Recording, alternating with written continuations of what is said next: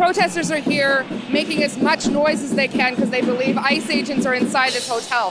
The reason they want to make them feel as unwelcome as possible in Minneapolis, something they've been trying to do all day. Protesters and immigration officers toe to toe.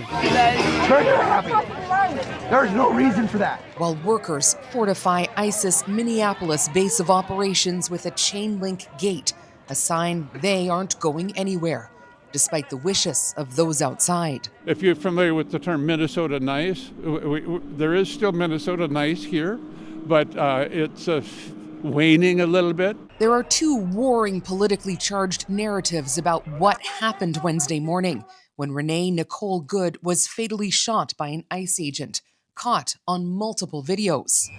Now a new one shared by the vice president offers a view from the ICE agent's phone. That's fine, dude. I'm not mad at you. It shows Good appearing to block traffic and speaking to the agent, as another woman, reportedly her wife, circles and films the interaction.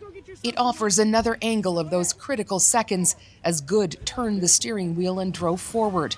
The officer opened fire. An act of self-defense, the White House says.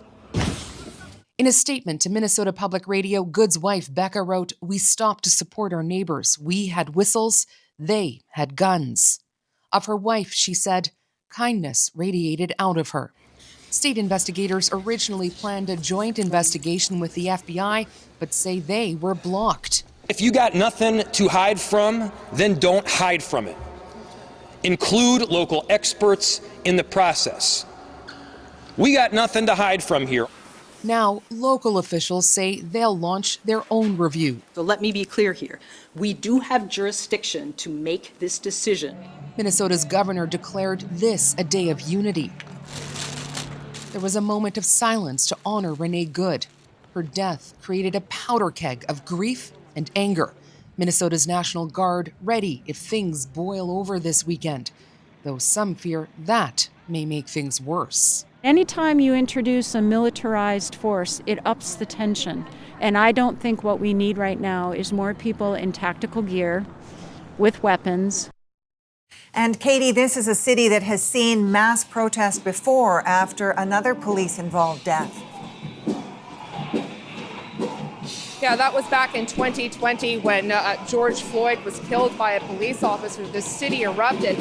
That is very fresh in the protesters' minds here that I've spoken to. They remember how some businesses were destroyed. There was looting. They don't want to see those mistakes repeated, they said, and so they're going to try to keep a lid on things, even as they express their anger and their grief on the streets this weekend. Erica?